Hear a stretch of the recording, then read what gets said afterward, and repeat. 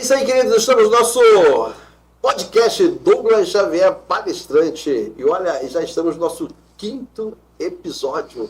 Hoje nós vamos falar sobre um tema mega interessante. Vamos falar sobre money. Vamos falar sobre dinheiro, vamos falar sobre investimento. Você está precisando de dinheiro? Bem, se você falou que está precisando de dinheiro, olha, aperte a minha mão que eu também estou. Não foi à toa que eu trouxe aqui Vivi Cabral. Vivi Cabral, muito bem-vinda. Obrigada, Douglas. Vamos falar sobre esse assunto tão empolgante, porque eu acho que o brasileiro, mais do que nunca, está precisando de entender um assunto que não é algo de impossível de se entender. Simplesmente não temos intimidade, proximidade com esse assunto, mas é para isso que existem pessoas igual a você, que, sei lá, porque cargas d'água você chegou parar aqui, né? nesse assunto. Eu estava assistindo um dia desse um podcast do Primo Pobre. O Primo Pobre, ele simplesmente estava dizendo para todo mundo que ele é músico. Ele não fez faculdade de economia, não fez nada. Não fez nada voltado para o assunto dinheiro. E o que acontece? Ele simplesmente entrou no assunto e hoje é um milionário e tem ensinado para muita gente. Uma coisa que eu gosto do Primo Pobre é que ele dá uma lição de não esbanjar dinheiro apesar de ter dinheiro. Ele fala sempre assim, olha, o meu carro é um carro simples, é o suficiente que dá para mim ir ali, para cá, e eu vou curtindo a minha vida. E eu queria começar fazendo para você uma pergunta. PV, é possível? É possível fazer o dinheiro da gente crescer? É possível fazer o dinheiro crescer? Sem mágica, sem mágica, né? Sem mágica, Douglas. Então vamos lá, deixa eu falar um pouquinho de mim. Tá bom, eu sou... Isso, eu sou arquiteta de formação, não sou economista, não fiz economia também. Mas eu passei há 23 anos atrás, eu passei no concurso do Banco do Brasil, trabalhei lá com investidores. Há 3 anos eu saí e estou no BTG hoje. Hoje eu sou sócia do escritório da Lifetime Investimento. Porque você é gestora patrimonial da Lifetime Investimentos, né? Isso. A Lifetime Investimento cuida de quê? Então, ela é uma multifamily, que ela trabalha com o BTG Pactual, fazendo os investimentos e cuidando da vida patrimonial do cliente. É isso. E aí, assim, me encantei com a parte de investimentos e hoje eu ajudo muito, dou os conselhos e educação mais financeira para alguns alunos, alguns jovens. E é isso. Não, a gente vai falar bastante sobre esse assunto, porque, olha, eu hoje também entendo o seguinte, que existem assuntos que nós deveríamos parar para cuidar. Por exemplo, vamos tratar aqui da vida. Muitas vezes as pessoas procuram um ótimo dermatologista, cuidar da sua pele. Pessoas procuram um ótimo cardiologista para cuidar do seu coração. E às vezes a pessoa descarta um bom psicólogo, um bom psicanalista, que vão tratar da sua área emocional. E você sabe que a nossa área emocional, ela rege toda a nossa vida, o nosso comportamento, né? E aí eu fico pensando, será que nós deixamos de dar importância para o assunto finanças? Porque a educação financeira no Brasil, não sei se essa é a sua opinião, a sua ótica também, é um assunto que eu ainda não encontrei nos currículos escolares. Eu também concordo com isso. Eu deveria estar, isso desde criança. Eu nem pensava em ser de banco, eu fazia essa educação financeira com meus filhos. Então, ensinar eles a dar valor ao dinheiro, que o dinheiro não era assim, né? Você queria alguma coisa, teria que conquistar. Isso é muito importante. E o principal que eu falo para qualquer um que queira começar a investir, você tem que ter noção do quanto você quer investir e quanto que você pode investir. Tem muitas pessoas que querem investir e não tem dinheiro para investir. E tem outras que têm muito dinheiro, mas não querem investir. E às vezes está investindo errado, né? Ou está investindo errado. E às vezes quando investe errado, não está investindo, está gastando dinheiro, jogando dinheiro pelo ralo. O problema é que a gente tem muitas fake news. Muitos gurus. Ou muitos gurus dos investimentos. Então, Aham. agora é a moda de investimento. Então, qualquer coisa sai no YouTube, qualquer coisa É sai tão bom quando a gente cursinho. encontra um escritório certo, um profissional certo, igual a Legacy School. A Legacy School, lá já disse lá, os nossos diretores, né? Fábio e Vanessa Cermenho. Fábio e Vanessa Cermenho, da Legacy School, ali de Jardim Sulacap. Olha, eles estão patrocinando o nosso podcast hoje. Eu quero aqui louvar a Deus e dizer que se hoje nós temos a oportunidade de ter esse assunto, Vivi Cabral, nós temos a oportunidade cedida pela Legacy School, Jardim Sulacap, que está patrocinando. E a Legacy School é uma ótima escola, eu estive lá, com a seriedade com que eles tratam os alunos, os seus funcionários, o currículo deles, e eu assisti um dos melhores musicais que esses diretores, Fábio e Vanessa Cermeio, e toda a sua equipe, seu staff, prepararam. E às vezes a gente pega um negócio que é precioso, assim como nosso filho, nosso sobrinho, nosso neto, e colocamos em qualquer escola. E o dinheiro também é precioso, e colocamos na mão de qualquer pessoa. Sim. Porque hoje as pessoas estão assistindo um podcast, o guru aparece aqui, faz isso, faz aquilo, bota aqui, bota ali, e você, teu dinheiro é pra onde? Pro ralo. Exatamente. Você não. Primeiro você tem que ter, como eu falei para você tem que saber aonde que você vai colocar, o quanto você pode aplicar. E aí é uma coisa que o primo pobre fala, ou qualquer guru que seja de investimento fala. Você tem que ter disciplina. Essa disciplina é a coisa mais difícil que tem. Porque senão todo rico poderia investir. E muita gente que tem dinheiro que não investe. Investe errado, investe porque o primo, o meu neto começou a fazer o cursinho e falou para eu fazer isso, e eu vou lá e vou fazer. O meu vizinho é assessor de investimento agora e está fazendo uma aplicação maravilhosa lá, e a gente vê tantas fraudes acontecendo, tantas pirâmides acontecendo. Então, não é assim que a gente faz. A gente tem que fazer, é um patrimônio que a gente tem, de nosso trabalho, ou se não foi isso, foi uma herança que a gente ganhou, é um patrimônio de alguém. Que seja, se for uma herança de seu pai, da sua mãe, do seu tio, seja lá de quem for, mas é um patrimônio que você tem que cuidar, gerir. E você falou de uma palavra que eu anotei aqui, que é disciplina. Eu lembrei de uma frase, queria até compartilhar com você também, que líderes de sucesso fazem todos os dias o que líderes sem sucesso fazem de vez em quando.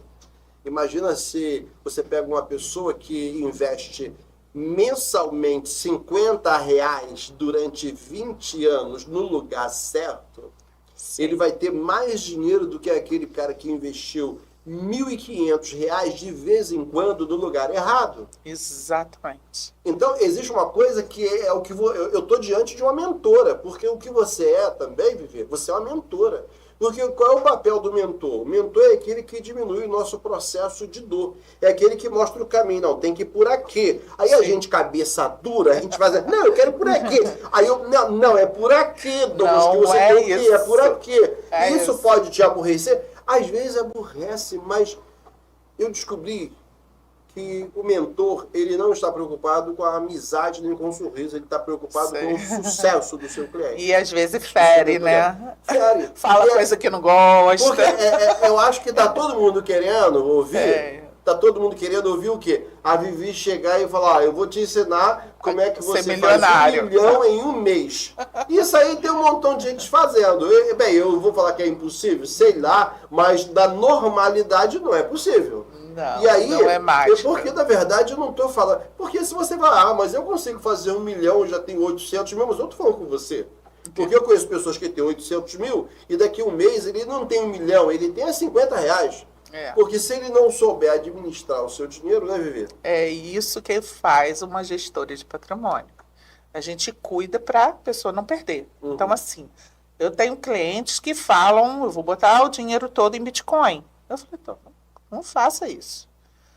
A mesma coisa, eu vou botar o dinheiro todo na poupança. Não faça isso. Como é que eu posso aplicar em outros bancos, em outras instituições? A vovó não falava, não coloca todos os ovos, né, na mesma cestinha. Você pode aplicar em várias instituições, você pode aplicar em vários ativos diferentes, tudo com segurança, não precisa você colocar tudo numa coisa.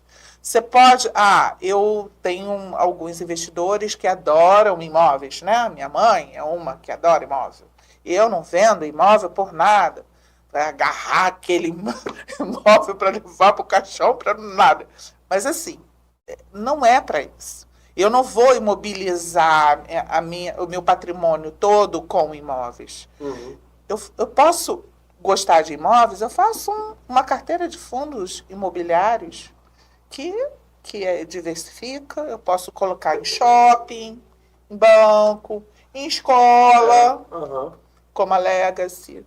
Eu posso colocar em imóveis, em salas comerciais, em qualquer outra coisa, em logística.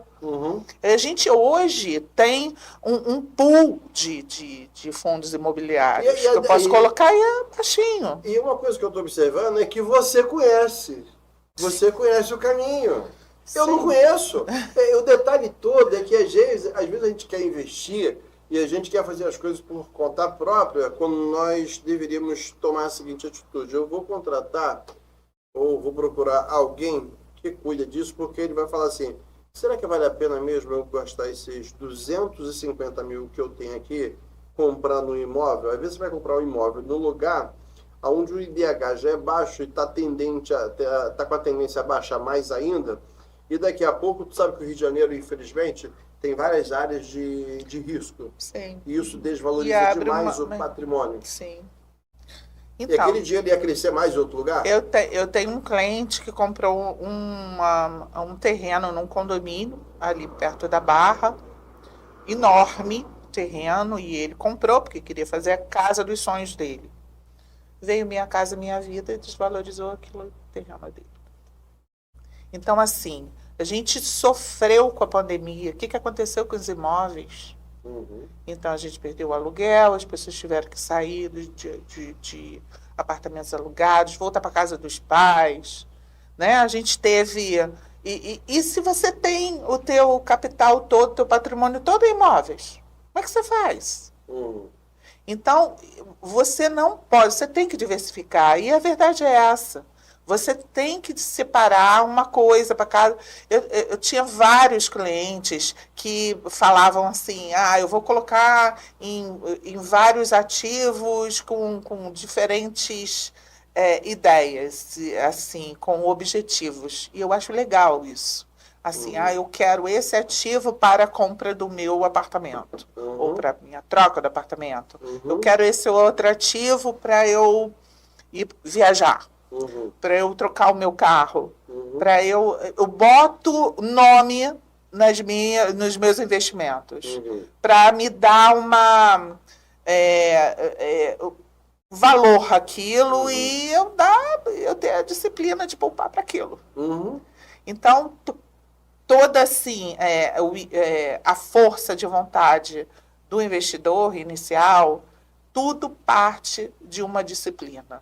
Isso. Tudo parte. E eu tenho aqui 7 perguntas para te fazer.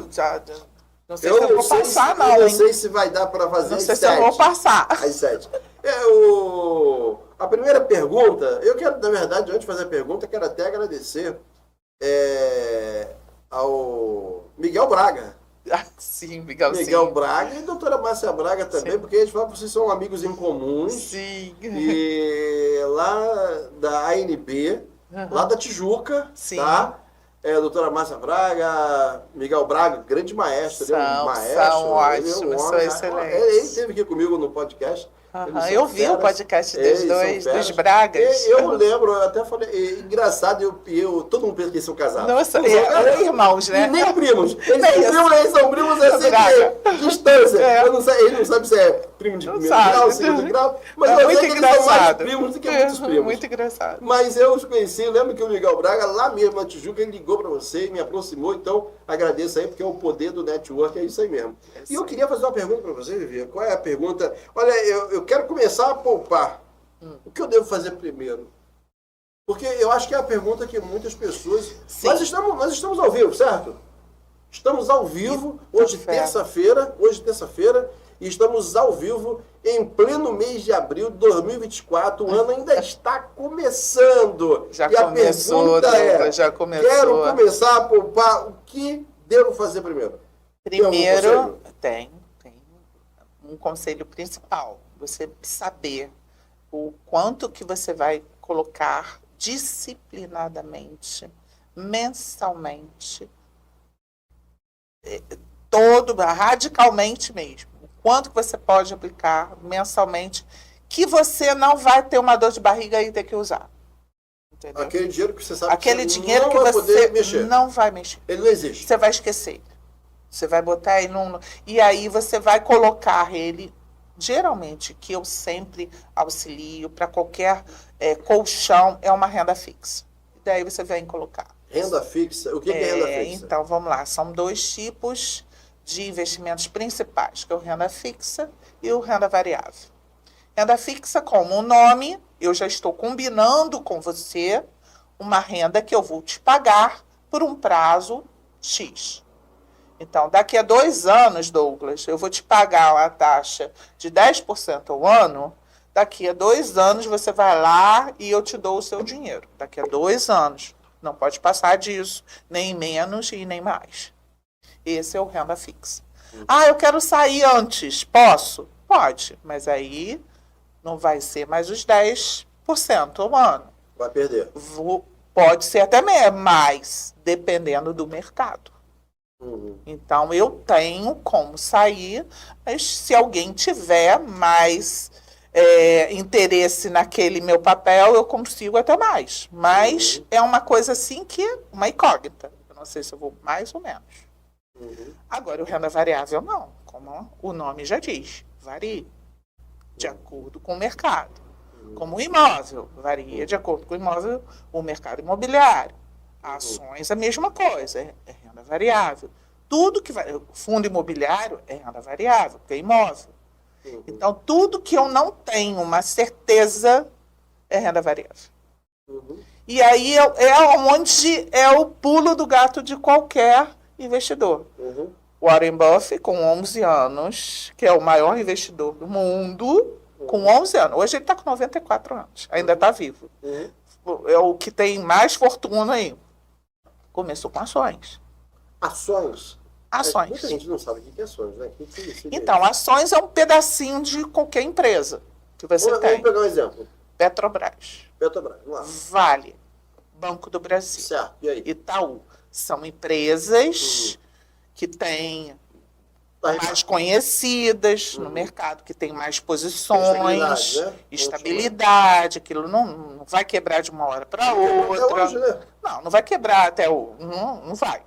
Então, assim, tem essas empresas que a gente chama de blue chip.